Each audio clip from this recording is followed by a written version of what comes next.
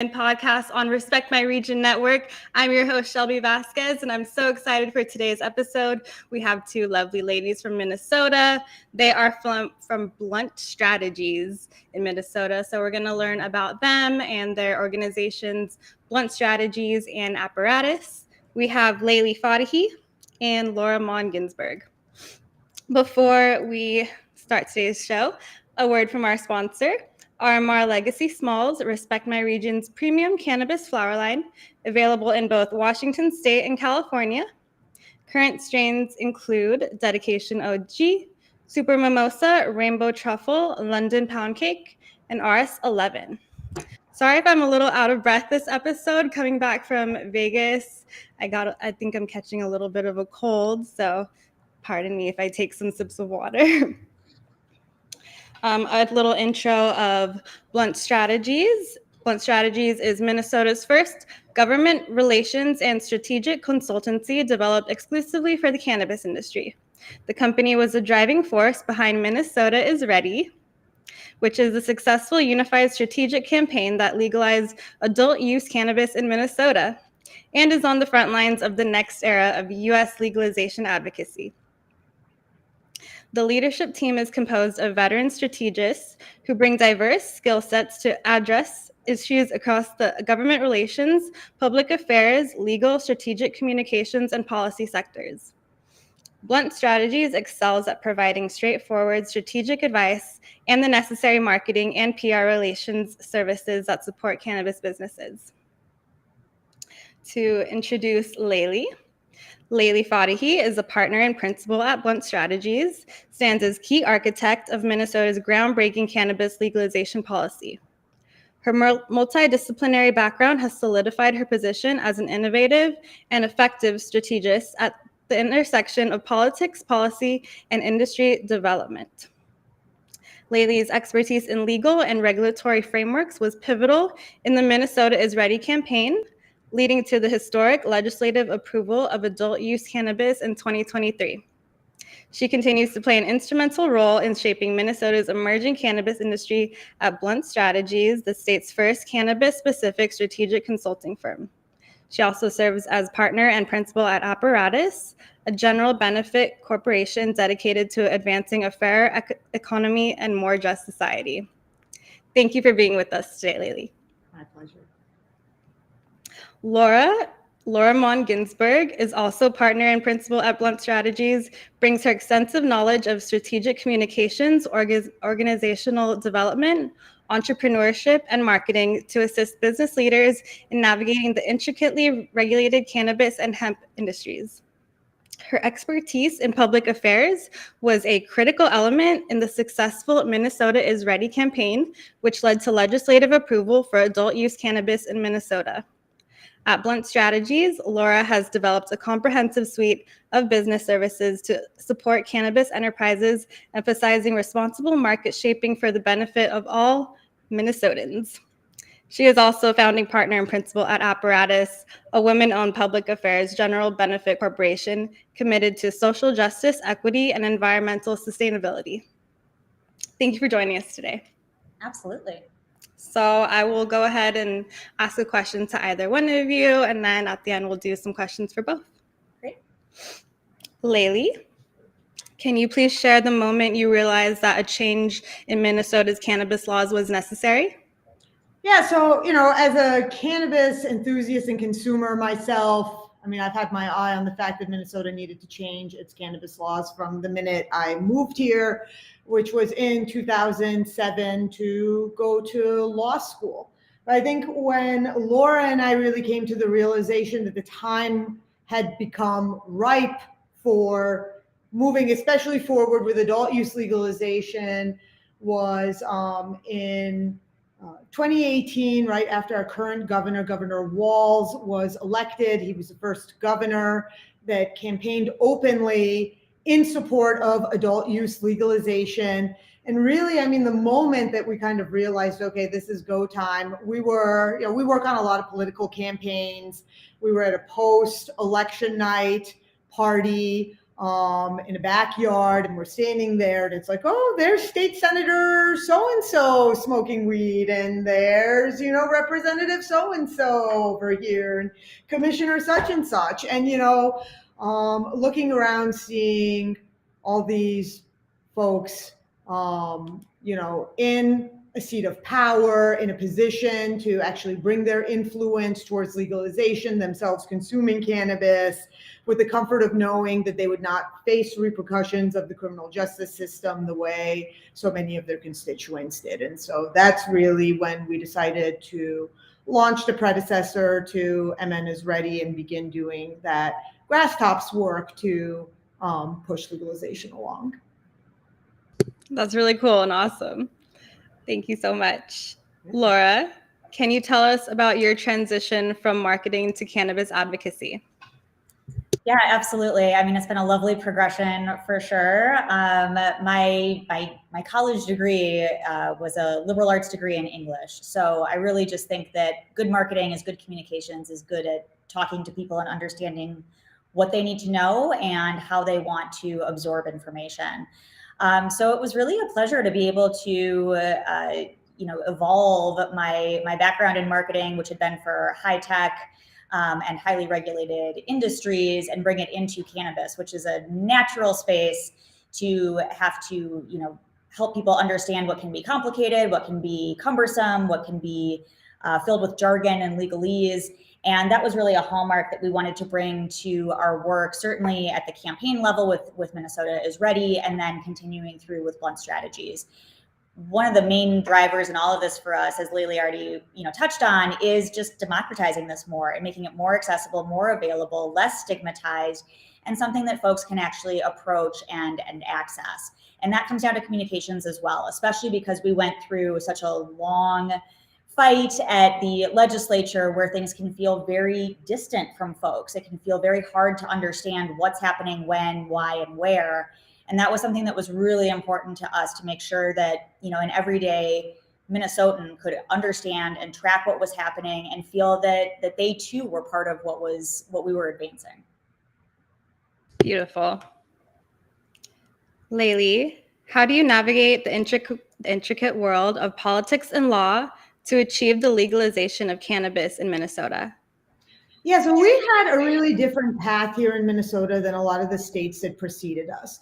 For one, we don't have ballot initiatives in Minnesota. So a lot of the other states that have legalized, you circulate a petition, you get enough people to sign it, it ends up on the ballot the next election, folks go and they vote for it. Had we had ballot initiatives in Minnesota, we would have legalized a long time ago because, voters supported it.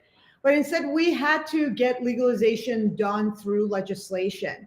And the other states that have legalized via legislation, they've had the benefit of having the Democratic Party have a supermajority in their states. We didn't have that either. We not only are a purple state with, an urban center that is largely Democratic, and then, greater Minnesota that is largely Republican, and a very purple kind of suburban area. We've actually had divided government until very recently, where we've had Republicans controlling the Senate and Democrats controlling the House. And so the political dimensions here were very unique. And then on top of that, we'll add that Minnesota actually, until this last election, had two single issue cannabis legalization political parties that reached major party status. And they actually became very politically important in sort of the back and forth between Democrats and Republicans using those third parties to siphon votes away from Democrats, which quite frankly, cost us having a pro-legalization majority. So the work that we really had to do was, first we had to do that grass tops work at the Capitol to just soften the ground in order for Democrats in this state to feel that the wind was behind their back in terms of leading on the issue of cannabis legalization. And that really involved, helping the advocates that for decades had been working in Minnesota to bring legalization, and just helping to bridge that final couple of miles they had left towards and bridging that gap with the actual policymakers at the Capitol. Then once we were done with that, we had to turn our attention to doing the electoral work to get a pro-legalization majority elected. And that's where we really had to bring our expertise as political consultants to bear, and focus on those key areas of the state where there were third-party candidates running, where we knew that the voters were pro-legalization, and making sure that they supported candidates that would support legalization. And then once that happened and we had a pro-legalization majority and a governor that we knew would sign a bill if it reached his desk, then came the really hard work of doing the actual policy development. And what we did in Minnesota, I think, is largely unlike what any other state has done, and that is that we literally put our local advocates, our local folks who were already working in the hemp industry here in Minnesota, as well as folks from the legacy market, labor union folks, patient advocates, you name it. I mean, we convened hundreds of hours of working group meetings just saying, help us write the law. And they did. And that largely contributes to this Minnesota model that we have here that we're so proud of. Wow. Thank you so much. And yes, it sounds like a lot of strategy, a lot of patience, just a lot of hard work. And I'm just amazed. Thank you so much. Laura, what is the key to successful communication in a regulated industry like cannabis? It's a great question. I think that a lot of it just comes down to being consistent and responsive and available. So, one of the things that we really prioritized in the campaign, like I said, was communication. And that looked like a lot of different things on a lot of different platforms, from email blasts to letting folks know when they could submit commentary or letters of support. Laylee in particular did a lot of work with our stakeholders to find folks to go testify and help them actually bring their literal voices to the places of power and talk about their experiences. And having a really robust digital strategy, which looks like a lot of social media and a lot of tweeting in particular, or Xing now. So we live tweeted every single hearing that happened, from committee hearings to repeat committee hearings to conference committees to floor sessions. It was a really beautiful symbiosis, specifically between the two of us. Laylee was often at the testifier table supporting our lead authors as they were fielding questions from legislators and working through different portions of the bill.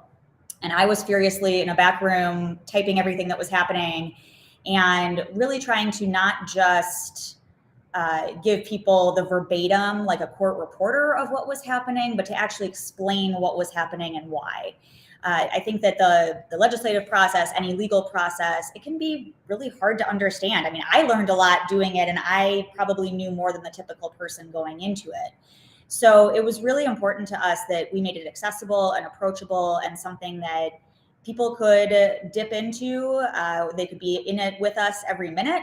They could talk to us and ask clarifying questions, and we would help them understand, okay, what did that motion mean? What's happening next? What if it's a re-referral? What are they voting on right this second? They just voted no on that. Was that a good thing or a bad thing? So really trying to make sure that people were tracking with us and were understanding, and we were managing their expectations too, that this was a long process. And we went through over 20 committees.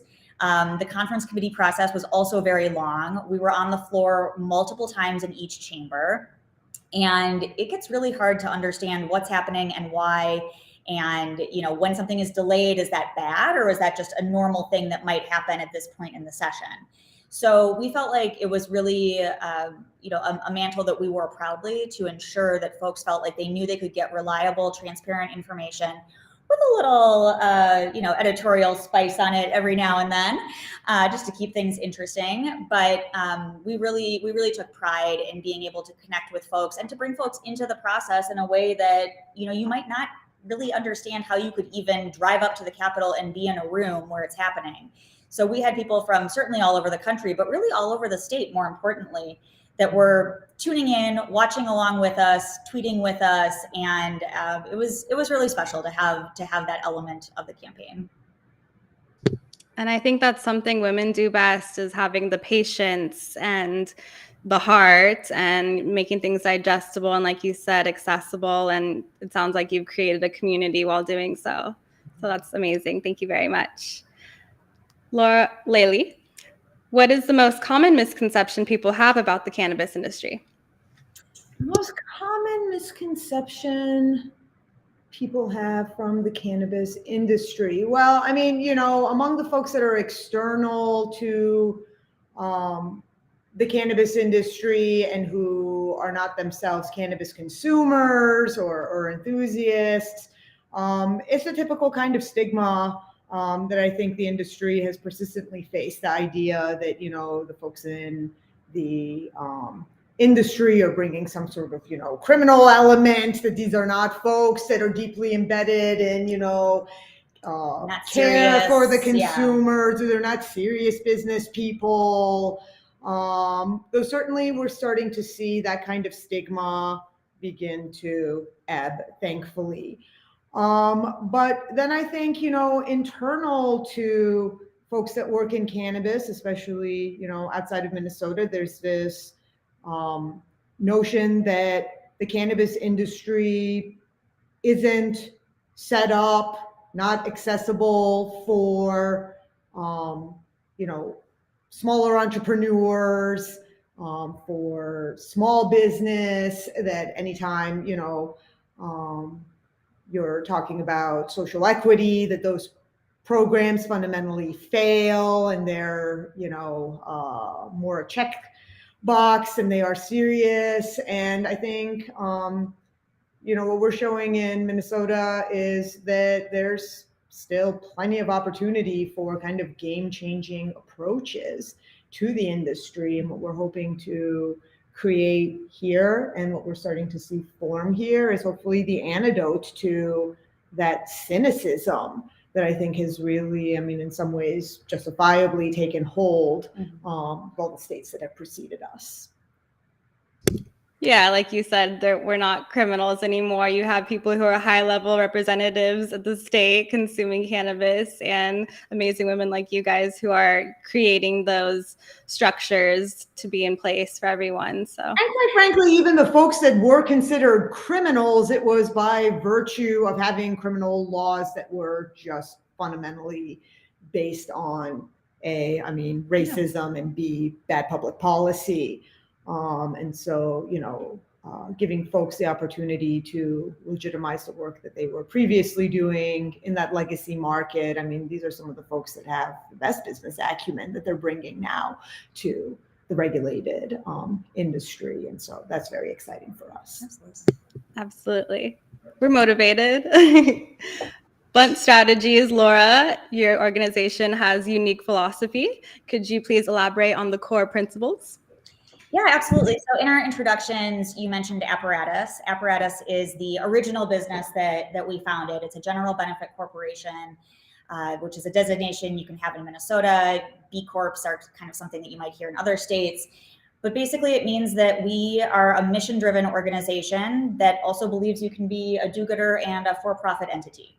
So all the work that we take on at Apparatus, and then of course with Blunt Strategies, which is a division of Apparatus, advances social justice and equity and environmental sustainability. That's kind of our core tenet for anything is, we are always going to put any opportunity that comes our way through sort of that colander of, does this meet our mission? Is this something that we believe is going to be good for everyone? And that's something that's really important to us. And it's, it's simple. It's sometimes hard. We certainly have, passed on a few things here and there where it just didn't match up with our values. But it actually has made it much easier for us to find and work on projects, because we know that at the end of the day, we're going to go to sleep feeling good about what we've done and that it's good for Minnesota. So it's, it's a simple philosophy, but it's one that really drives us. And it's something that we've had since the very beginning. When we founded Apparatus and then Blunt Strategies later, is that why do it if you're not going to like the end result? I don't want to, be sitting around a Thanksgiving table or a family, trip or whatever, and have to field questions about, why are you doing this, or this had this, if, this was a bad person that you worked with, or this was a bad project. we fundamentally want to make sure that everything we do, we feel great about. And that sounds really simple, but it isn't always, as we all know in business. And it's something that we're really proud that we've been able to stick to. Thank you. So Apparatus and Blunt Strategies both still exist? Correct. Okay. Yes, Apparatus is very active. We do a lot of work in that space that tends to be more political and issue campaigns. We have worked in a variety of sectors, especially complicated sectors, right, where there is a need to help bring together the multitudes of things that make impact, such as, you know, legislative and policy spaces, grassroots organizations, coalitions.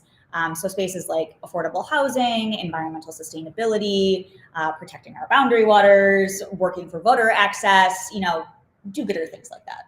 And, you know, the benefit, I think, of having that general practice, I mean, it's a few things. One is that when in the context of cannabis, we're looking at the policy, we have that breadth of knowledge to say, okay, you know, this cannabis policy is going to impact, say, housing in this, you know, all these different issues, and be able to bring to bear experts that can help us navigate those. But the other just has to do with what our relationships are with policymakers, with regulators, with different community leaders. They know us and have worked with us in contexts outside of cannabis. And so if we're coming forward and saying, hey, we think, you know, these things need to change, or this should be the approach, or we have these questions and thoughts, that's all contextualized in what they know of our work in terms of advancing this broader mission. That if Blunt Strategies is coming forward with a set of recommendations, or clients or whatever it may be working in that cannabis space, there is a confidence that the overriding priority for us is advancing that social justice, that creation of fairer economic opportunities, the cleaner environment, or whatever it may be. That's amazing. So that brings me to my next question. How do you manage multiple roles across both organizations and your family as well, your home life? I'm not sure we're succeeding on all fronts all the time. You know, it's difficult. We're busy. We see our work as really being a calling. Part of it is the team that we have built and the partnership between Laura and I, that, you know, we support each other, both in work and outside of work.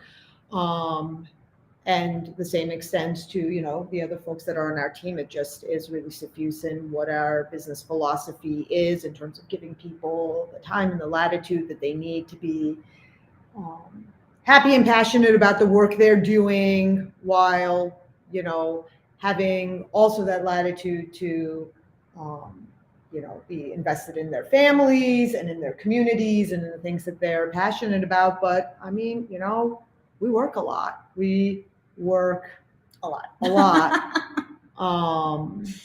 Just ask our kids. But yeah, there's, you know, I don't know. I think we struggle with it like all entrepreneurs. Yeah, I am definitely not writing a book on balance anytime soon. But you know, that old adage, do what you love and you never work a day in your life. That is, you know, partly true. It definitely feels like work. I don't want to pretend like it doesn't. But I think that, you know, we've really grown together and found ways to use the best parts of ourselves, both, you know, kind of symbiotically to, you know, to actually have a business that operates and flourishes, as well as, you know, making sure that we get to put our own stamps on the work we do and use our best skills. And so it's been really fun. It's been hard. It's been challenging. You know, we're grateful to have families that support us and understand that this is what we were always made to do, was run at 100 miles an hour. It's exciting though now. You know, a lot of times, like, we're working on the apparatus side with, you know, either candidates, or we're working with organizations or efforts that are starting up. They're going to be around for a while, but it's fundamentally different than on the cannabis side now, where we're beginning to work with other folks that are entrepreneurs and they're starting their businesses and they're dealing with a lot of the identical. I mean, even though, you know, they're plant touching and we're over here doing, but, you know, it's fundamentally at the level of them as individuals and as partners, they're dealing with a lot of the same challenges. And that's been really cool when we're working with our clients and they're having issues to be like, oh, we had to deal with that a couple of years ago too. We're like, please learn this lesson from us. Get an accountant sooner. Yeah, so that's kind of been nice as well, to now feel like we're embedded in a community of other entrepreneurs where we're able to kind of learn from them and they can learn from us.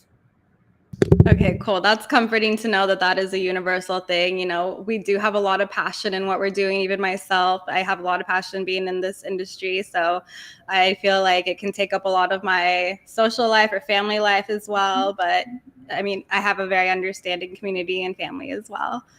Thank you, guys. Yeah. What does the future hold for Minnesota's cannabis landscape?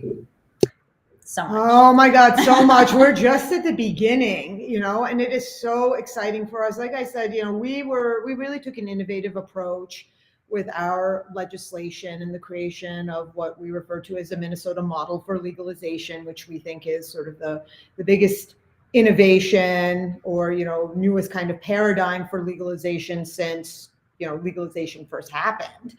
And that is that we've really structured our legislation in a way that it's intended to keep cannabis businesses below a certain scale and level the playing field and create opportunity for local smaller businesses and, quite frankly, keep the large multi-state operators out of Minnesota.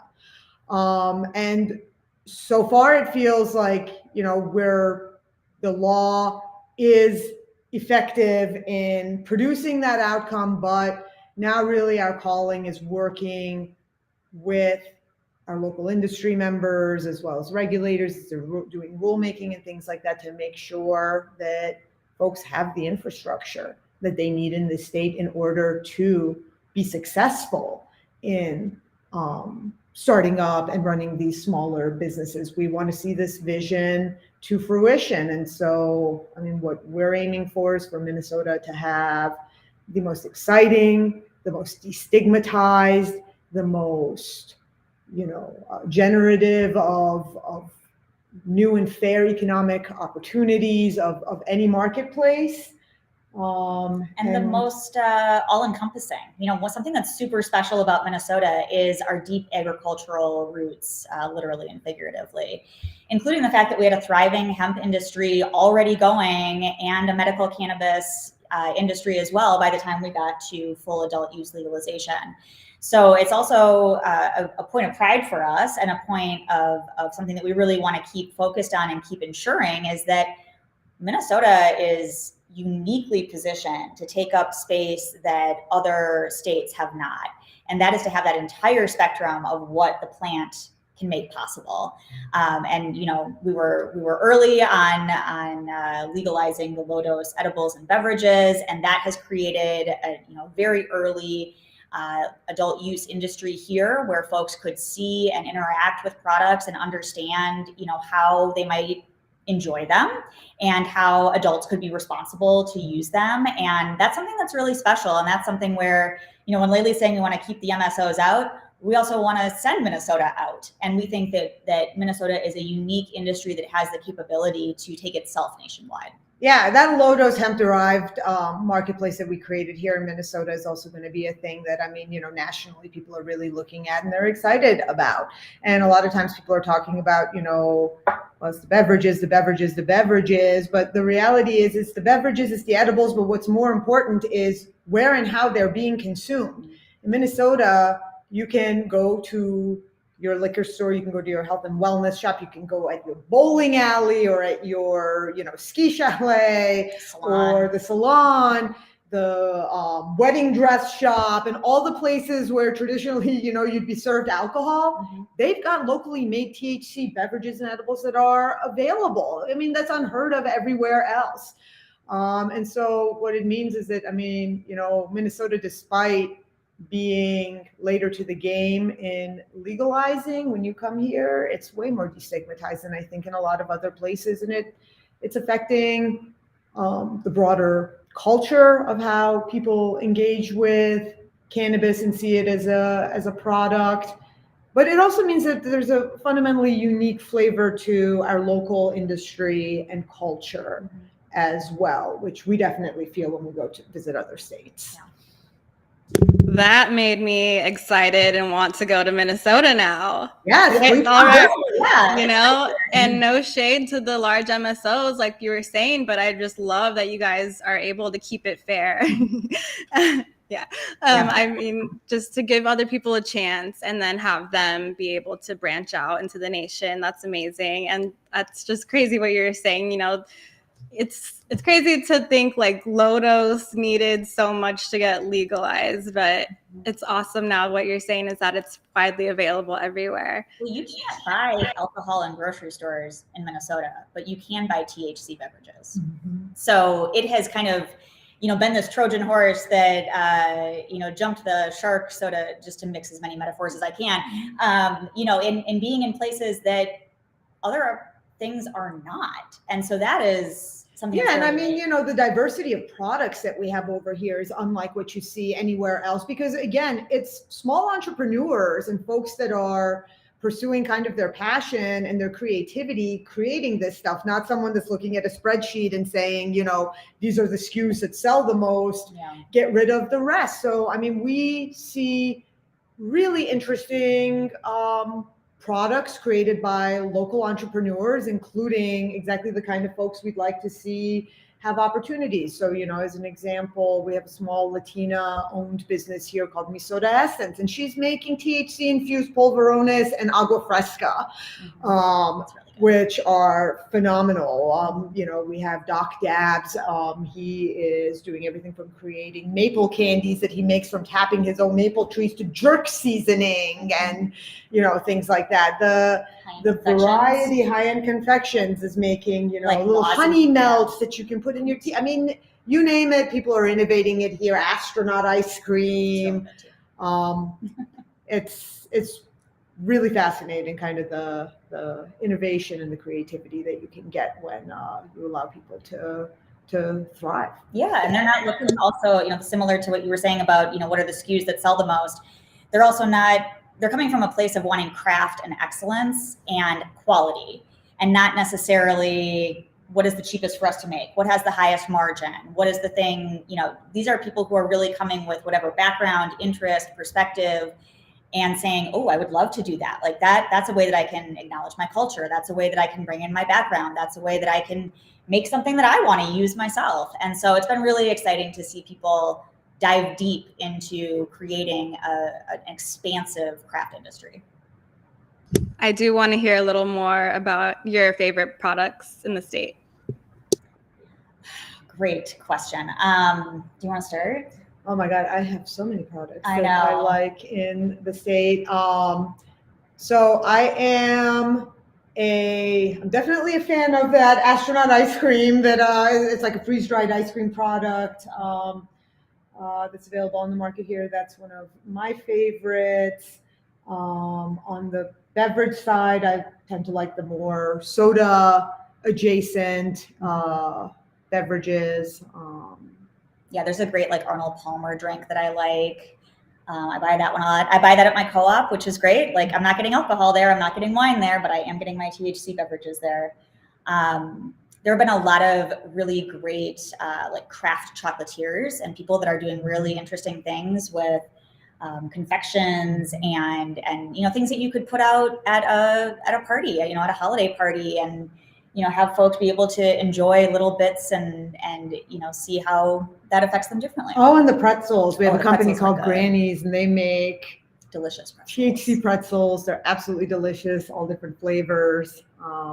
Yeah, you got to be careful with those. Yeah, they're almost too good. And then we do have a lot of folks that are getting into, essential oils, lotions. I can't remember the name of it, but I use some great like night cream that has CBD and THC infusion into it. And there's some great balms out there, like for sports relief. So it's pretty expansive, and we're really proud at the ways that our fellow Minnesotans are coming to the market. Do you have consumption events? We do have consumption events. Yep. And the statute that we passed does allow for licensing of consumption events. It'll largely be left to municipalities, but certainly here in the Twin Cities, that's something our local government leaders are supportive of. But yeah, no, we have really fun consumption events, which has been great. I mean, at each one we sort of see the universe and the community and the diversity of folks who are attending increase. And that's been a key learning from other states. There are states, we were just in Colorado, we were just in Vegas with you last week. And Vegas is a legalized adult use market, and they're just kind of navigating the consumption stuff now. And so that was something that was a benefit to us coming a little bit later in the legalization bell curve, was that we were able to ensure that, by statute, we allowed for some of these things that we knew folks would want. That is what drew me to the industry way back in the day in California's Prop 215 times, the High Times Cannabis Cups, and all the other Kush festivals where there would just be tons of booths around, and it was my heaven. So I'm always interested in states allowing those types of events again. Absolutely. What do you believe is the most significant challenge currently facing the cannabis industry? Well, I mean, it's, the federal stuff continues to just be the obstacle, and especially, for us here in Minnesota who are trying to stand up a marketplace that's dominated by smaller businesses, access to capital is particularly difficult.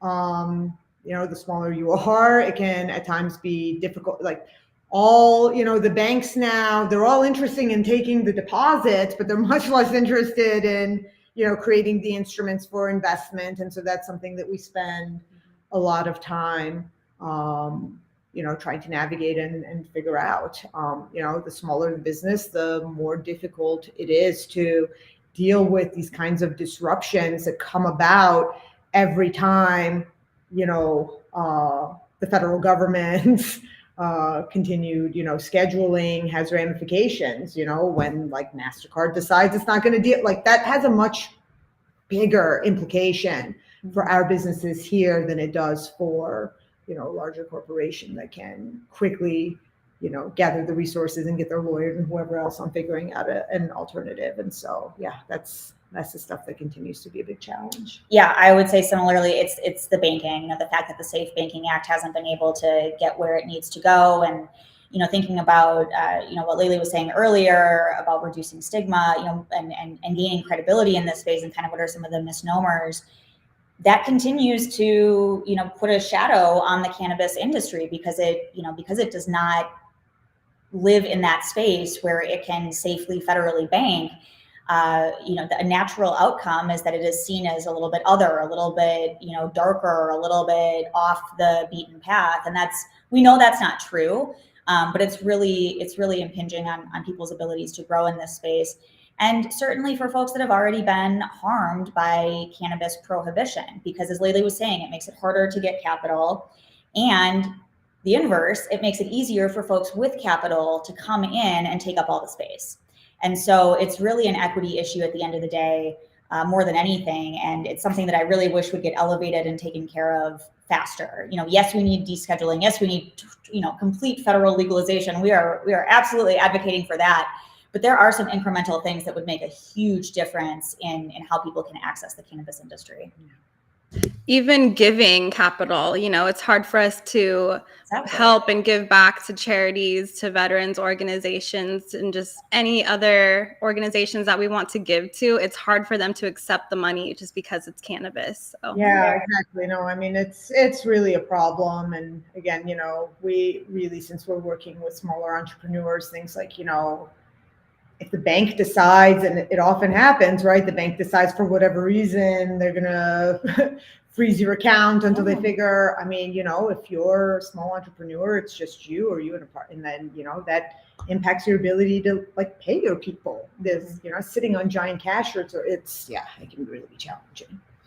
What advice would you give to entrepreneurs looking to enter cannabis? Be prepared. I mean, I think now, especially that we've come to the point of, legalization and we have folks looking at moving into this marketplace, it is not without its risks. Just because it has become legal, there are pathways for success, but just because, you know, you had a successful,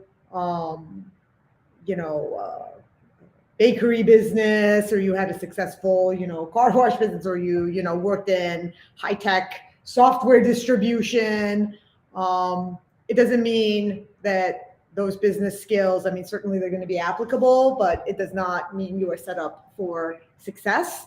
And so I think step number one for folks that are looking to move into the cannabis industry is really invest in building relationships with other folks that are also navigating entering the market or have prior experience with it.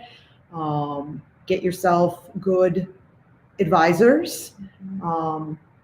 Get that accountant early, get that lawyer early, and yeah, I mean, there's benefits to being an early mover, but there's also, I mean, risks that come with it. And so really do your homework. Yeah, it's tagging along off of that. I think that's exactly right. And it is never too early to think about compliance. So whether that's in, your accounting principles, your legal entity setup, certainly, any products, relationships, partnerships, manufacturing, we know that things are going to continue to change. And that's where it's really valuable to have, trusted advisors, frankly, like what we do, but find those folks near you, find those folks that you like, do your research. And, this is different than just getting a tax ID and filing for an LLC on your Secretary of State's website and getting a website domain. It's more. And, as Laylee was saying, it's something that some people don't fully appreciate, and that's totally understandable because it hasn't been legal until now. But it is never too early to be thinking about how you are going to answer the questions of compliance and be ready to stay flexible and nimble in a market space that continues to shift. And then I think along those lines, like there is, and I increasingly feel this telling people this caveat of like, keep your eyes open for the snake oil salesman out there as well. We really spent a lot of time thinking about how, within the plant touching industry to make sure that we are identifying good actors and sort of filtering out bad actors. And then we got to the point of legalization and we went, oh, actually, I mean, what is flooding in is all of a sudden, These experts. Everybody is an expert in how to help you get a license, and they make promises and they're offering, we'll get it for you for a flat rate and things like that. Especially in the emergent markets, there's a lot of folks looking to prey on entrepreneurs and their passion and their enthusiasm. So I would say, also just make sure you're getting some referrals and checking with people. Look at their LinkedIn, see how long they've had that website up or that cannabis division of their, whatever firm. So yeah. Trust your instincts, have great partners, use your best judgment, and do your homework. And friends, there's one of the things that's been so exciting to be a part of in Minnesota is the burgeoning just network, right? As folks are feeling more freedom to come out and talk about their cannabis enthusiasm, making friends and being present for, the events, what's going on in the industry, being able to connect with information and people. That is invaluable. And especially as you're saying, make sure that you have these relationships and you have friends that you can ask for help. That's a great way to just get in there and to kind of understand what people are doing and how you can be a part of it. How'd you guys meet? So I went to law school with Laura's husband. So we've known each other for a really long time. And then my background is in academia. I was working at the University of Minnesota on kind of complex governance issues in emergent areas. And as I wanted to transition out of that, I don't know. I mean, I just sort of like, I want to do my own thing. I want to pursue whatever my passion is. But at the same time, I can kind of end up, over here as an ideas person and, Laura and I had known each other for quite a while, and I knew her to actually be a person that's like, okay, the ideas are great, but like we need to execute and there needs to be a plan. And so I showed up at her house with some pastries and was like, I have a crazy idea. You want to And I was leave like, your "Great." your well-paid high-tech marketing position and come try to start a business with me? And I thought I would have to do a lot more persuasion than I did, but she was Turns like, out yeah, a sure, good let's pastry do will do it. Yeah. And so, I mean, yeah, we just sort of jumped out of the plane and started building the parachute on the way down. And yeah, it's been a lot of fun. Yeah, I mean, they say like don't go into business with friends, but luckily, I mean, our friendship has really grown as we've been in business together. We were really good acquaintances, and we spent time together. We had overlapping people that we knew from law school and wherever else around the Twin Cities. We each have one child, and they were born 12 days apart, so we were very much in each other's lives. And when Laylee approached me with this, I was like, yeah, that's a great idea. I liked what I was doing, but I didn't love it. And I wasn't excited about the career path ahead of me. It really felt like it was an albatross around my neck to kind of think about, oh, I should apply for another job, and like keep moving up the rungs. And the rungs were not enticing to me. So, when Laylee came to me and said, I think that we could do this together, I thought, absolutely. And, to her point, it's a little bit, she's the architect, I'm the carpenter, and we trade those roles sometimes too. But it's worked out really beautifully, and we've been able to kind of keep right sizing and zhuzhing the business as we've gone. Were you both already cannabis consumers, or when did you start? Oh yeah, Yeah. yeah. I don't think it comes as a surprise to like anybody that's known me past the age of like 17 that I ended up going in this direction. Yeah, I was a later user. It's actually, it is very funny for many of my high school acquaintances that, I was your student council, honor society president, very buttoned up type A perfectionist. So I was a little bit later in my start time.